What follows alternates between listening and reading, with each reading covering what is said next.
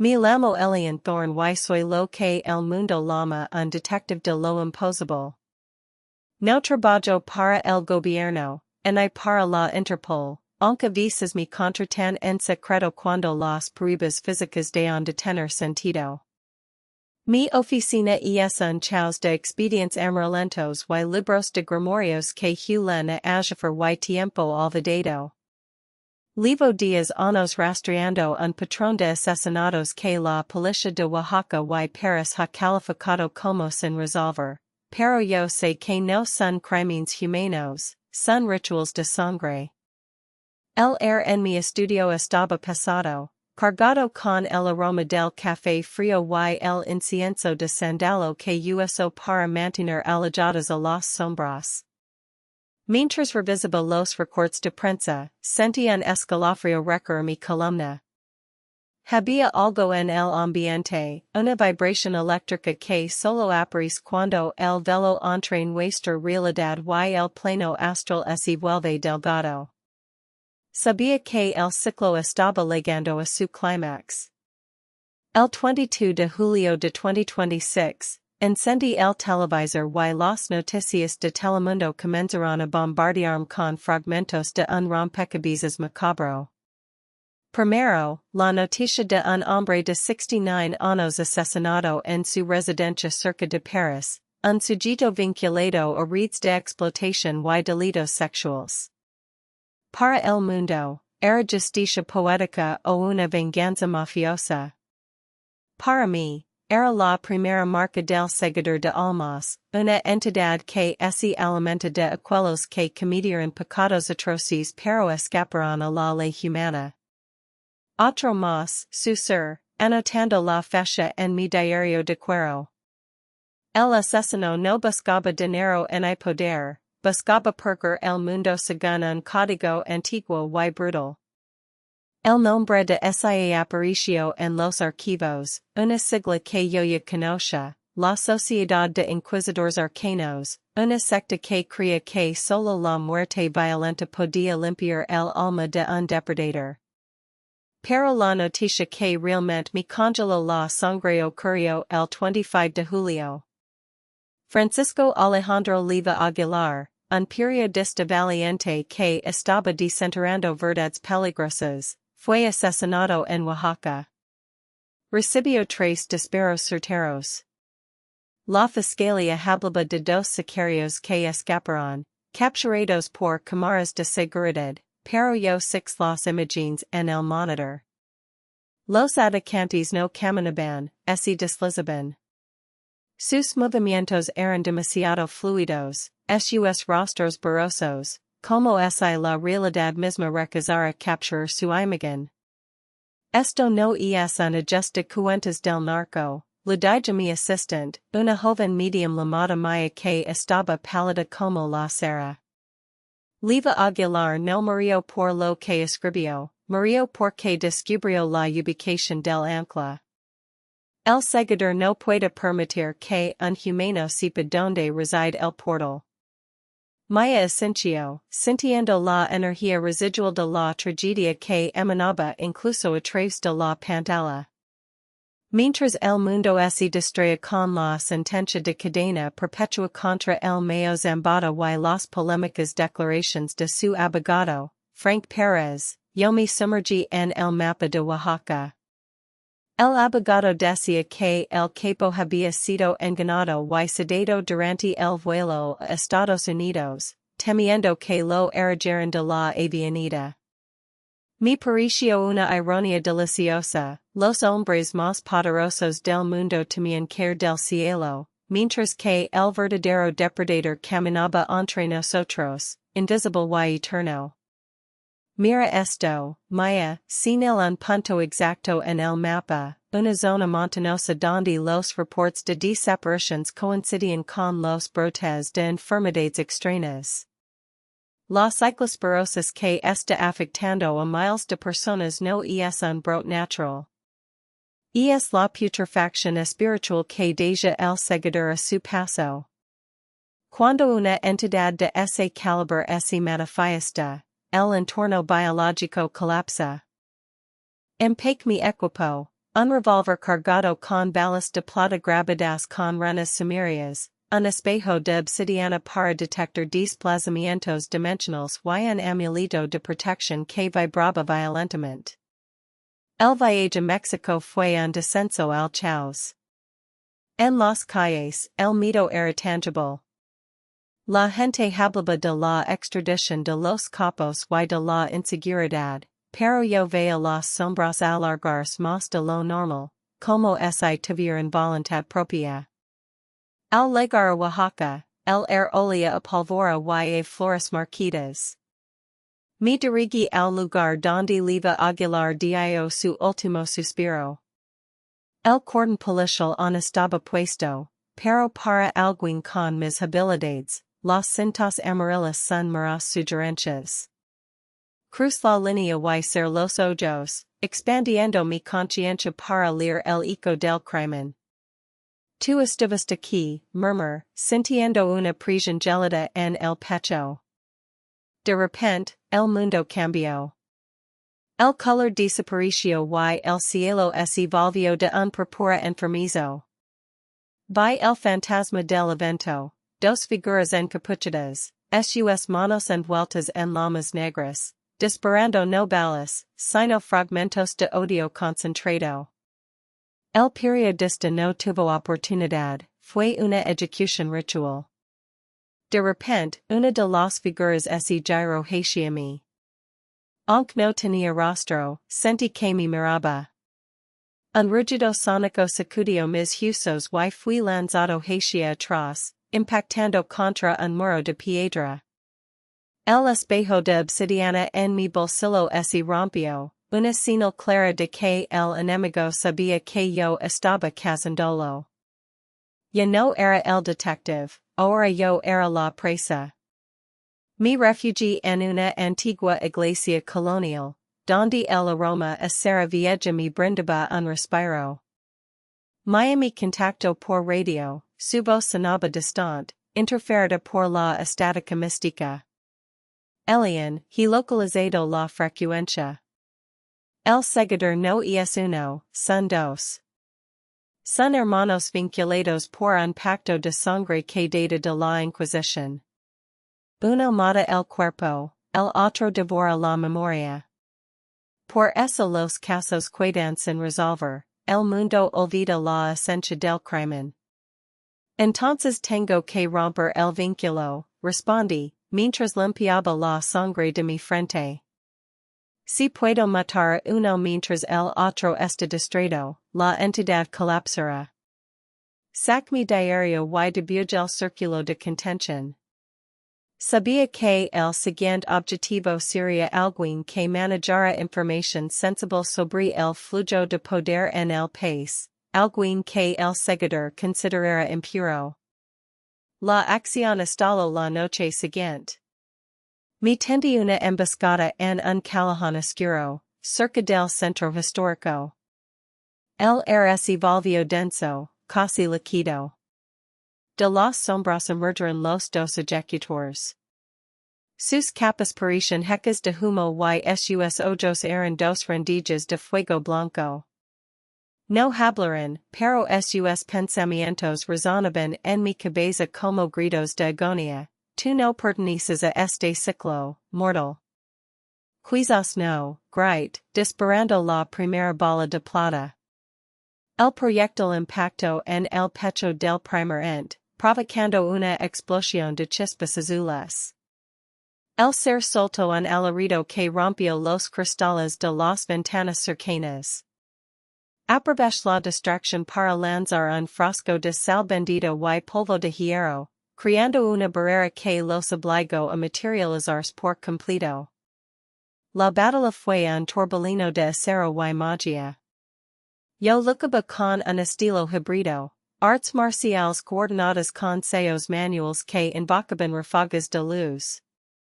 El seguidor era rápido, moviéndose como un rayo negro, pero yo conocía sus puntos débiles. Cada vez que intentaba desvanecerse, yo golpeaba el suelo con mi bastón de fresno, anclándolo a la realidad física. Tomen esto, exclaim mientras activaba el sello de Salomón que había grabado en el pavimento. Un pilar de luz blanca surgió de la tierra, atrapando a uno de los hermanos en una jaula de energía. El otro, al ver a su compañero atrapado, entró en un estado de frenesí, lanzando zarpazos que desgarraban la ropa y la piel. Sentí el frío de la muerte rozando mi cuello, pero no retrocedí. En medio del combate, record la noticia del oso en Nuevo Mexico y el vehículo que voló sobre la patralla. Parecen anécdotas absurdas, pero ahora entendía que eran fugas de energía. El seguidor estaba debilitando el tejido de la realidad en todo el continente para facilitar su despliegue. El caos era su combustible. Si no terminaba esto aquí, el brote de ciclosporosa sería lo menos preocupante, el mundo entero empezaría a desmoronarse. Con un movimiento desesperado, clavé mi daga de obsidiana en la sombra del segundo ente. No lo golpea él, sino a su reflejo en el suelo. Fue el error fatal del demonio. Al girar la sombra, corté la conexión con el plano astral. El ser empezó a disolverse, gritando en una lengua que hacía que mis oídos sangraran. El hermano atrapado en la luz comenzó a implosionar. La energía que había recolectado de todas sus víctimas durante décadas, incluyendo al periodista Liva Aguilar y el hombre de Paris, empezó a salir en forma de orbes luminosos. Eran los fragmentos de las verdades que habían intentado borrar. Vi pasar imágenes de conspiraciones, nombres de políticos corruptos y secretos que podrían derrocar imperios. Esto no termina aquí, su ser, mientras el vacío absorbía los restos de las entidades. Sabía que el seguidor era solo un agente de algo más grande, una jerarquía de sombras que veía la tierra como un tablero de ajedrez. Había resuelto el misterio de los asesinatos imposibles, pero había abierto una puerta que ya no podía cerrarse. Regresé a mi oficina semanas después.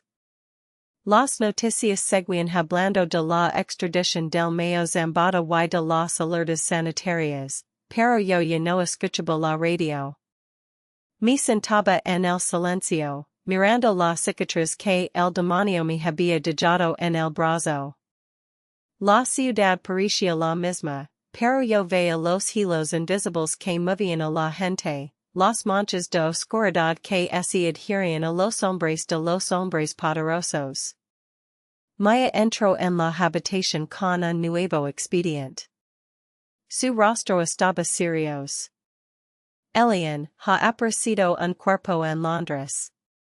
Sin huellas, sin causa de muerte, y todas las cámaras de seguridad fallaron en el momento exacto.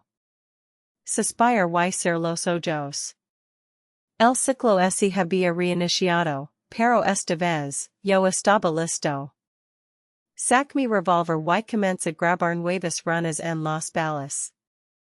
El mundo cree que los detectives resuelven crímenes buscando huellas dactilares y ADN, pero yo busco frecuencias vibratorias y rastros de ectoplasma. Los asesinatos que confunden a la policía durante décadas no son fallos de la investigación, son huellas de una guerra que ocurre en los margines de nuestra visión. Prepara las maletas, Maya, dije con una sonrisa amarga. Londres nos espera. Mientras salíamos, six que el espejo de obsidiana, que yo creía roto, había vuelto a unir solo, mostrando una imagen de un bosque oscuro donde algo inmenso y antiguo despertaba. Caminando hacia el aeropuerto, sentí que alguien me observaba desde las sombras de un callejón. No sentí miedo, sino una anticipación eléctrica. El periodista Liva Aguilar murió buscando la verdad, yo vivo en la verdad, y esa es la carga más pesada de todas. La justicia humana es lenta y a veces ciega, pero la justicia arcana es rápida, brutal y no acepta sobornos. Me pies las gafas de sol y desaparece entre la multitud. Soy el moro entre la humanidad y el hambre de los abismos. Quizás el mundo nunca sepa mi nombre, ni como ese resolver en esos crímenes imposibles, pero mientras hay sombras que cazan hombres, yo estar allí para cazar a las sombras. Me llamo Elian Thorne y soy un rastreador de ecos. Para el mundo, soy un detective privado mediocre que acepta casos que la policía ha archivado por falta de pistas. Pero para quienes conocen el submundo de lo arcano, soy el único hombre capaz de ver los hilos de energía que dan los muertos. Durante décadas, el asesinato de una joven aristócrata en 1990 había sido el enigma más grande de la Interpol, una habitación cerrada, sin huellas, sin arma, y un cuerpo que parecía haber sido drenado no solo de sangre, sino de toda su esencia vital. Llevaba 20 años obsesionado con ese caso, estudiando los archivos polvorientos y las fotos granuladas. El crimen había ocurrido en una mansión en las afueras de París, un lugar que hoy en día seguía exudando un frío antinatural. Sabía que no había sido un humano. Los patrones de energía que percibía en las fotografías manchas purpuras que solo yo podía ver gritaban la presencia de un sifón, un demonio alimentador que se oculta en las sombras de la alta sociedad, manipulando hilos políticos y sexuales para alimentar su hambre eterna. El 22 de julio de 2026, el destino decidió entregarme la pieza final del rompecabezas. Mientras revisaba las noticias de Telemundo en mi oficina, una serie de titulares empezaron a conectar puntos que parecían inconexos. Un hombre de 69 años, investigado en Francia por delitos sexuales y vinculado a la red de explotación de Epstein, había sido asesinado en su residencia cerca de París. Al principio parecía una noticia más de corrupción, pero cuando six el nombre del sospechoso y lo contraste con los archivos de 1990, sentí un escalofrío que me congeló la médula. El hombre asesinado no era el culpable, sino el recipiente humano que el demonio había usado durante 3 décadas. El sifón no mira cuando su anfitrión cae, simplemente salta a un nuevo cuerpo o se manifiesta en su forma astral para limpiar los cabos sueltos. El asesino de 1990 seguía vivo, y el hecho de que ahora estuviera muerto oficialmente significaba que la entidad estaba suelta y desesperada por un nuevo hogar. Pero la trama se complicó. En la misma emisión de noticias, escuché el reporte sobre el periodista Francisco Alejandro Leiva Aguilar, asesinado en Oaxaca con 3 disparos. 3 disparos. El número 3 es la forma de los rituales de Celadú. Comprendí entonces que Leiva Aguilar no había muerto por un crimen del crimen organizado, sino porque había descubierto la conexión entre la red de explotación en Francia y el culto demoníaco que operaba en México. Maldita sea, Leiva estaba siguiendo el rastro del mismo monstruoso ser, golpeando mi escritorio. El periodista había sido la víctima de una purga. Alguien, o algo, estaba eliminando a todos los que pudieran vincular el caso de París con los movimientos actuales de poder. La mención de la sentencia del Mayo Zambada y las tensiones de extradición eran solo ruido blanco para la mayoría, pero para mí eran la señal de que el caos geopolítico estaba siendo utilizado como cobertura para un movimiento mucho más oscuro. Decidí viajar a Oaxaca inmediatamente.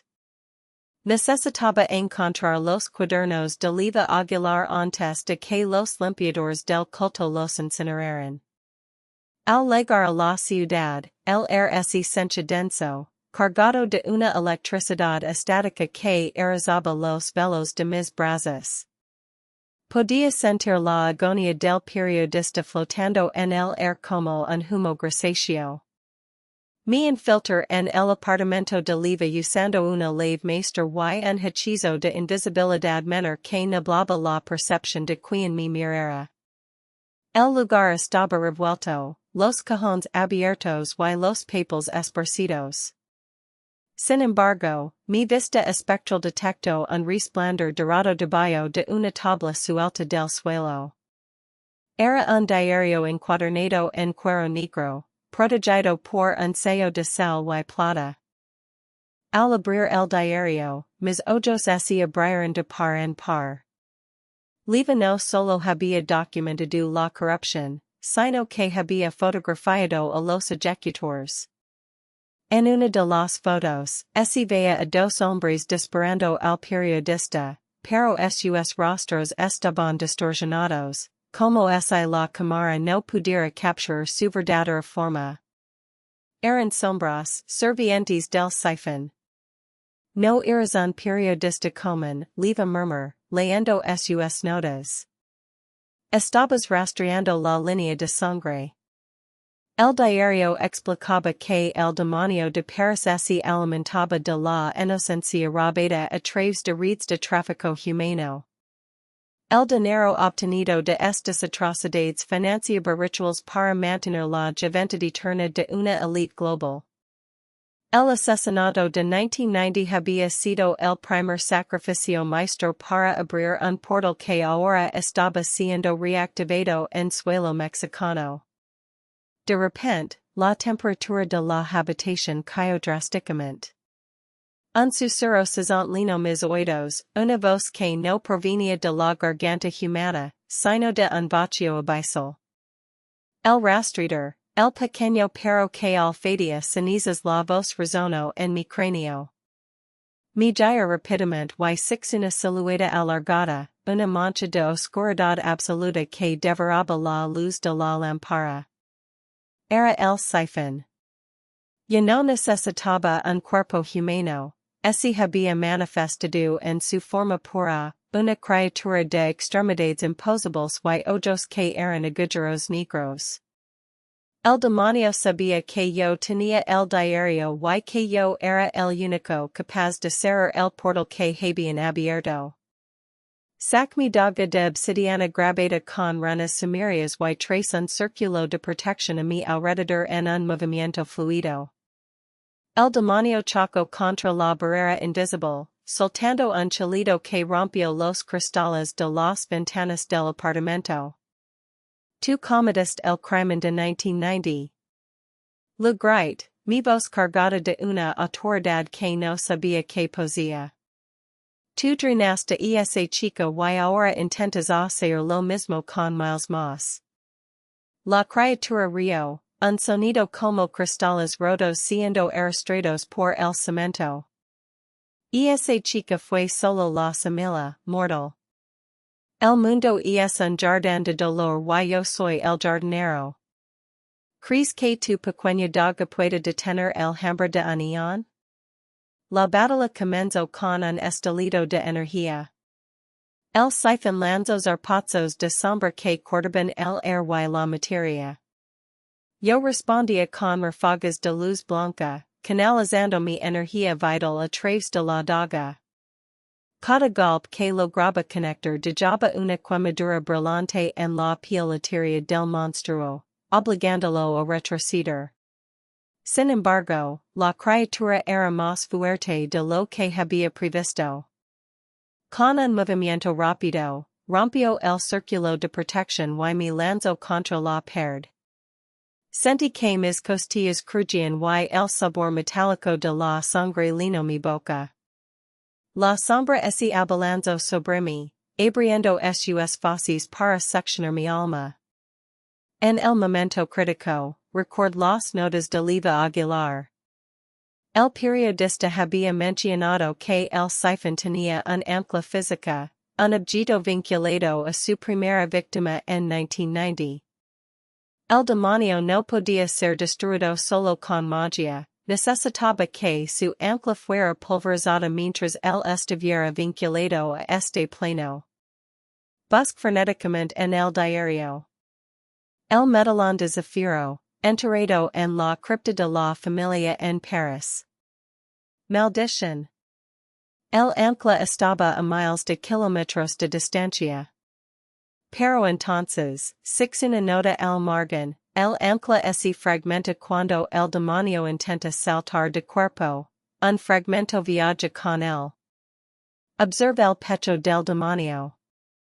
Ali, incrustado en la oscuridad, brillaba un pequeño fragmento de zafiro, casi imperceptible. Era la paisa que el monstruo había traído consigo al manifestarse en Oaxaca. No necesitaba ir a Paris, el corazón del monstruo estaba frente a mí. Concentrar todo mi poder en la punta de la daga. Ignore el dolor de mis costillas y el terror que emanaba la criatura. El sifón se lanzó en un ataque final, una marea de oscuridad que amenazaba con borrarme de la existencia. Justo cuando sus garras estaban a centímetros de mi cuello, impulsó mi cuerpo hacia adelante en un movimiento suicida. La daga penetró exactamente en el fragmento de zafiro. Hubo un silencio absoluto durante un segundo, y luego, una explosión de luz blanca cegadora que iluminó toda la calle. El grito del demonio fue tan potente que pudo escucharse en todo el vecindario, un alito de agonía pura que se desvaneció mientras su forma se desintegraba en cenizas negras. Cae al suelo, exhausto y temblando. El air volvió a sentirse normal. La impresión que había pasado sobre la ciudad de Oaxaca durante días desapareció. Había logrado lo que los detectives de la Interpol no pudieron en 30 años, resolver el asesinato de 1990 eliminando al asesino. Pero la victoria fue efímera. Mientras recuperaba el aliento, escuché el sonido de sirenas y botas militares aproximándose al edificio. No eran policías locales. Por el equipo y la disciplina, eran operativos de una unidad de inteligencia negra, probablemente vinculada a los mismos círculos que el demonio protegía. Salgamos de aquí ahora. Me dije a mí mismo, recogiendo el diario de Liva. Sabía que para el gobierno, yo no era un héroe, sino un testigo peligroso. El asesinato del periodista y la muerte del hombre en Paris habían sido limpiezas oficiales. Yo era el único cabo suelto que quedaba en la ecuación. Logré escapar por la azadi, saltando entre los tejados de la ciudad colonial mientras las balas silbaban a mi alrededor. Use lo último de mi energía para crear una ilusión de humo que confundió a los perseguidores, perdiéndome en los callejones estrechos y el bullicio del mercado. Me refugié en una pequeña iglesia antigua, donde el olor a incienso y cera vieja ocultaba mi rastro energético. Me senté en un banco, mirando el diario de Liva. Había salvado a miles de futuras víctimas, pero ahora yo era el hombre más buscado por una organización que no figuraba en ningún mapa. Hoy escribo esto desde un lugar secreto, cambiando de identidad cada 3 días. El mundo sigue girando, las noticias hablan de brotes de ciclosporosis y de la extradición de capos, ignorando la guerra invisible que ocurre en las sombras. El caso de 1990 está cerrado en mi mente, pero la guerra contra los sifones y sus protectores humanos acaba de empezar. No soy un detective, ni un soldado. Soy el guardián de la verdad que nadie quiere escuchar. Y mientras tenga el diario de Liva Aguilar y mi daga de obsidiana, seguir cazando a los monstruos que se visten de seda y gobiernan desde la oscuridad. Si te gustó este video, suscríbete, comenta y comparte para que me ayudes a traer más videos como este. Nos vemos en el próximo. If you enjoyed this case, subscribe for more true crime stories every day. And remember, the truth is always out there.